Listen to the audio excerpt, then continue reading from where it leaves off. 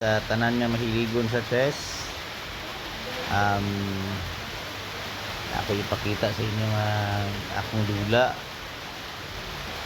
Basin lang og makatuon mo ani amoy matunan ani strategies, technique, diskarte kung sa natong pildi ning kalaban sa atong tanaw na atong i-review.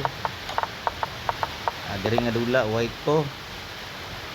The first na akong gibuhat ni atako minsa siya atako sa luyan niya nga side, develop siya dipinsa atako tagag pressure yang phone pinsa yang knight indro ko para maka safety. So iyang gipin ng akong game, ako lang gi-attack ng akong phone para unta i-align ng akong queen ug ang akong bishop.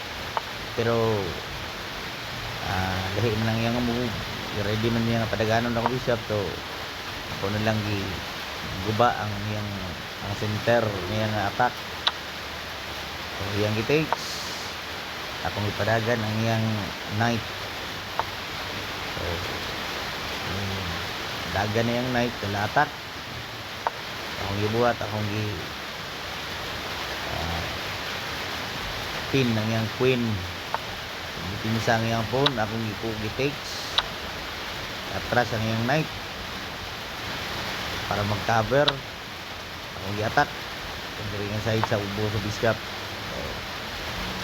So dagan siya, i-attack ko, pinsa siya, akong gi-takes, ibalo siya, akong gi-check, i-cover siya, akong gikuha.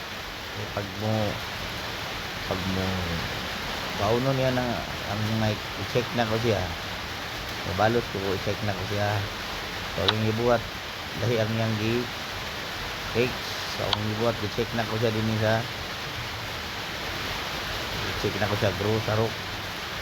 So kasi laing option, dagan siya o diha nga time wala siya nakabantay nga mati na rin siya. So hindi na ako siya sa oras, hindi na ako siya sa tactics ug labaw sa tanan, hindi na ako siya sa pagwapo. Ang gabi, hope nakakita mo og technique ang pagdula sa chess. Daghang salamat sa inyong pagtanaw.